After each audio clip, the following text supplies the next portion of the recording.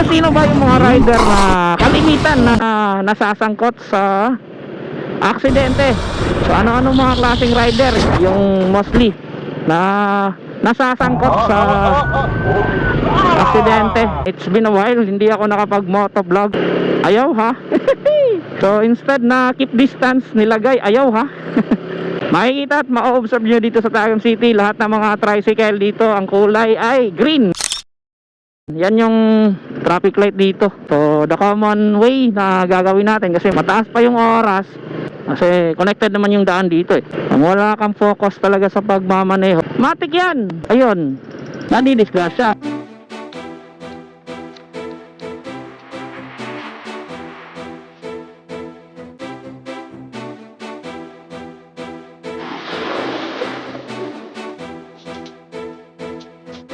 Wala ba makatratak?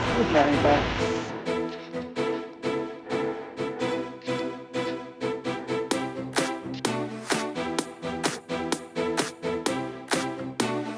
Lagyan ito'y kaya.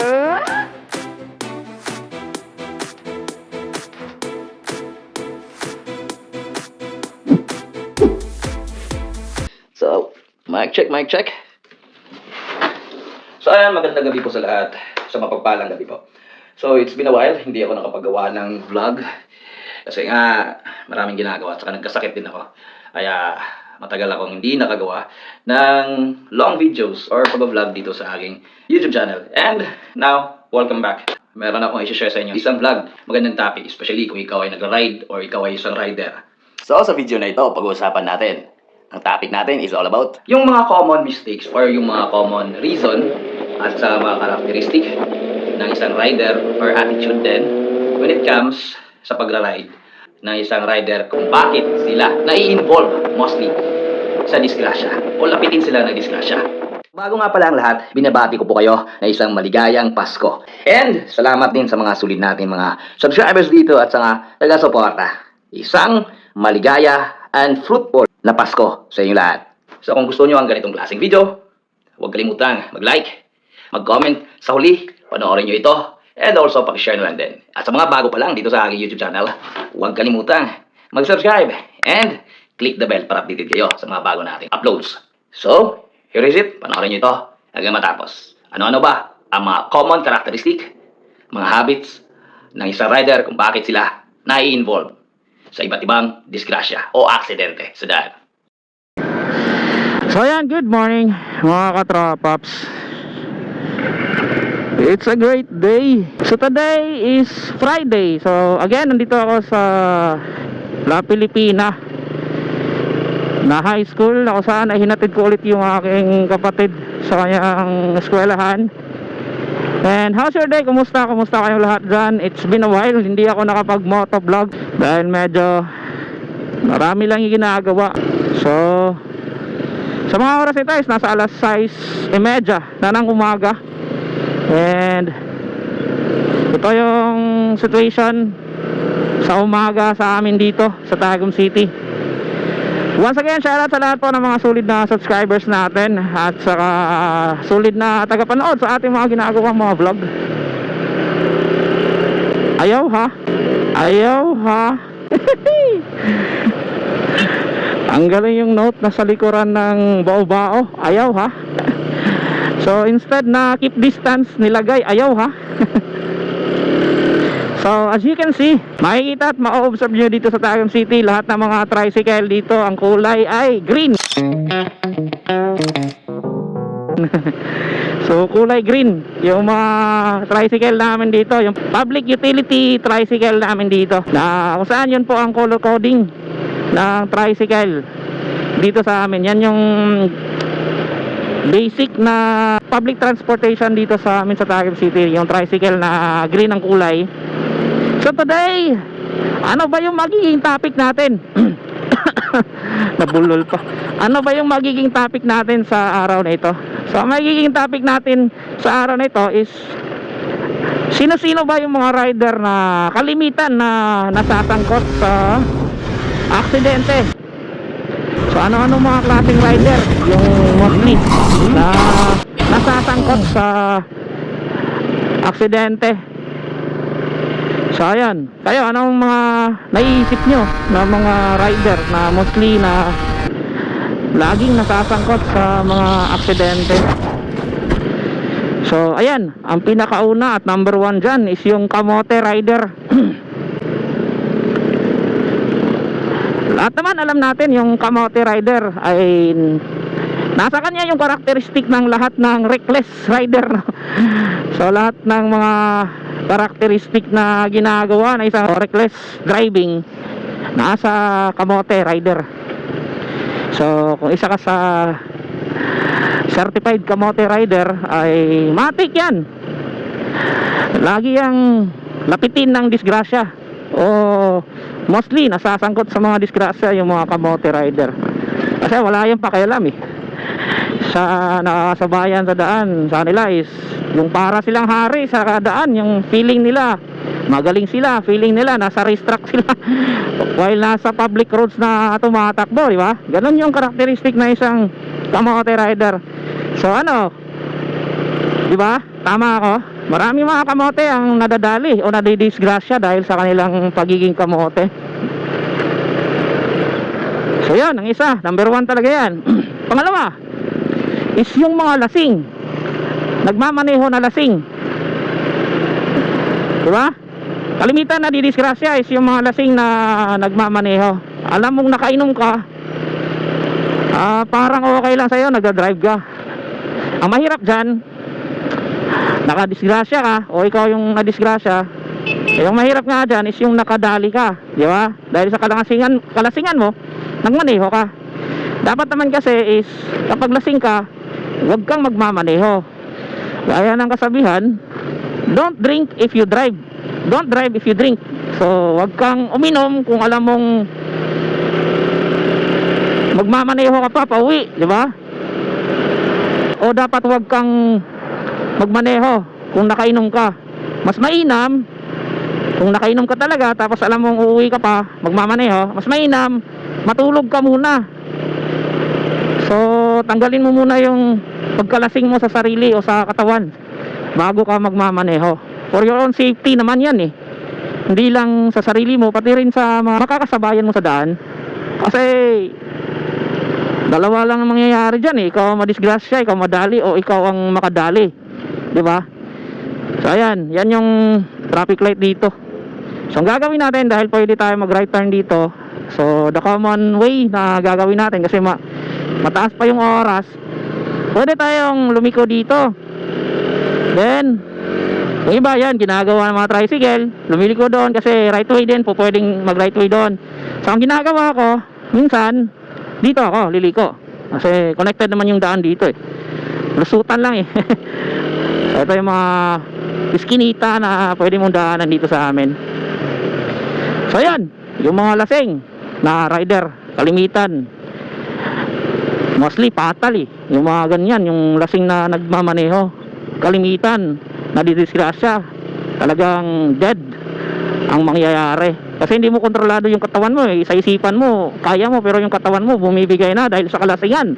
Nangyari na yan sa akin dati noong mga college days ata yun. Yung alam mong kaya ng isipan mo pero yung katawan mo bibigay talaga sa sobrang kalasingan. So yan, pangatlo. Ano yung pangatlo? Yung mga absent-minded, no? Mga absent-minded na driver, rider, ganon.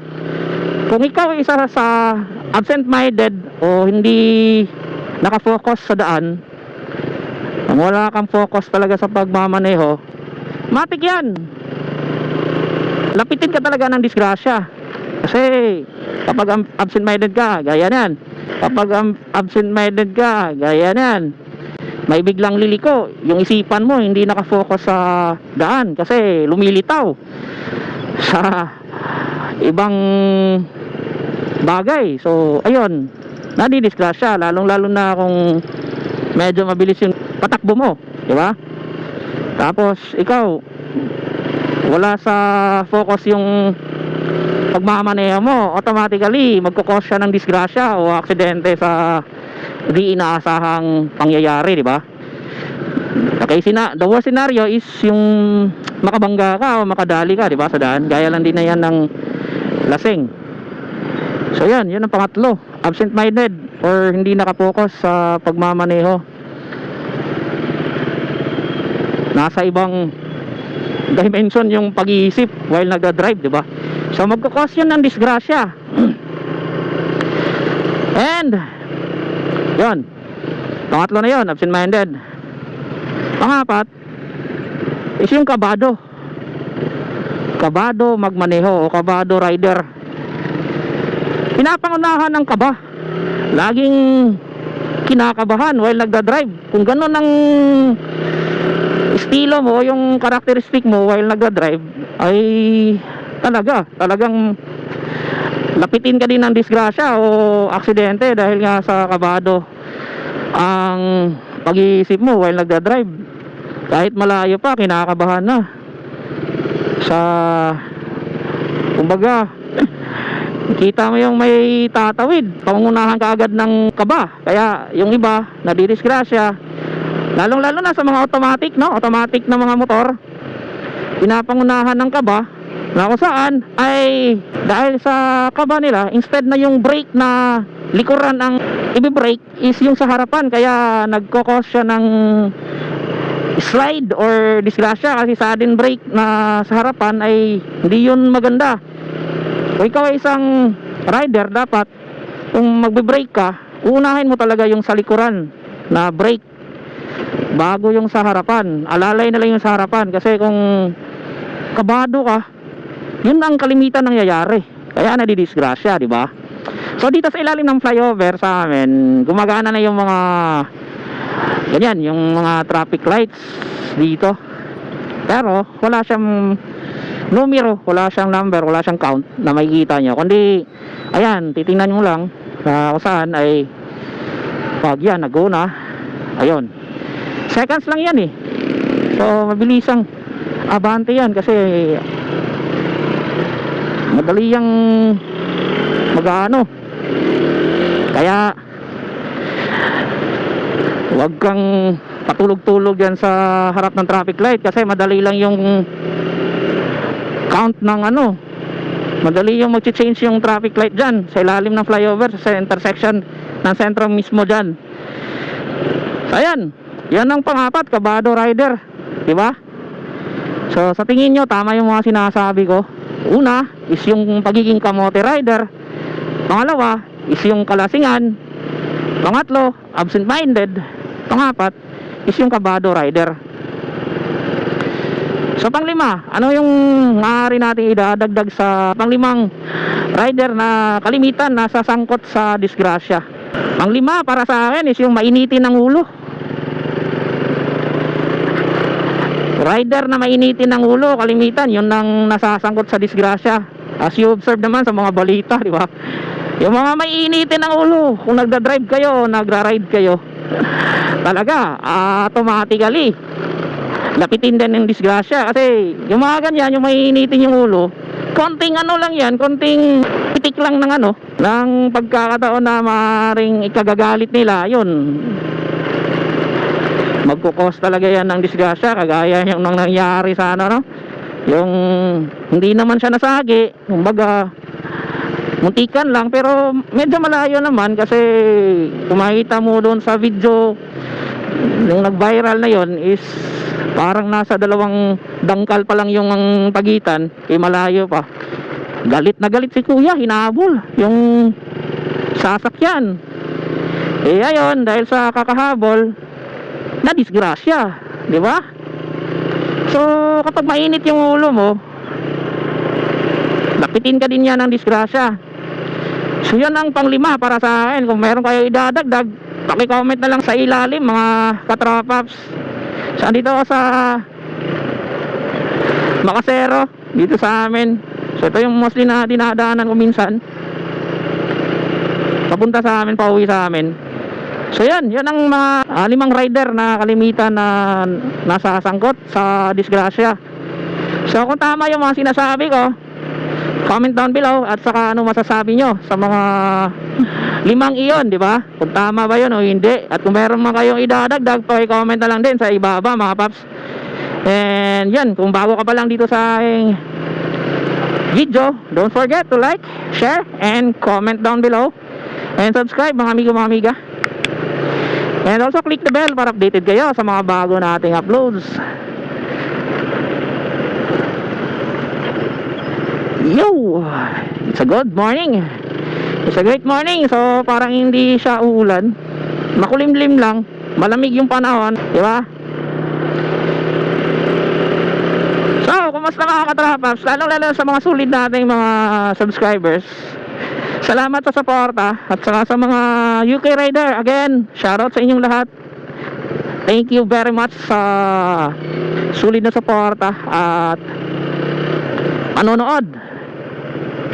At sa mga katrapaps natin dyan dito sa Mindanao at saka sa Visayas and also sa Luzon, kasi mas marami yung mga subscribers ko ata na taga Luzon. Kumusta kayo lahat dyan? Lagi nyo pong tatandaan ay isa lang ang buhay. At laging magdasal bago babiyahe, bago pipihit sa ating mga silinyador.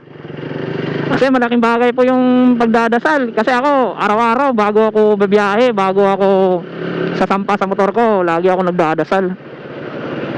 Kasi dahil nga sa experience din ng muntika na tayo madali sa isang disgrasya na hindi ko talaga malilimutan. Dasal din yung nakaano sa akin yung parang panalangin ko, yung muntika na ako mabangga. Tapos ayun, nabanggit ko yung pangalan ni Panginoon Jesucristo. Malaking bagay talaga ang magdasal. So lagi mo po yang tatandaan kung ikaw nagdadrive o nagra-ride. Always pray before you ride. Ride safe always, mga katrapaps. Once again, this is Rod Kisbisdak. Amping takadunay para walay lumping. Alright. Oops. Goods.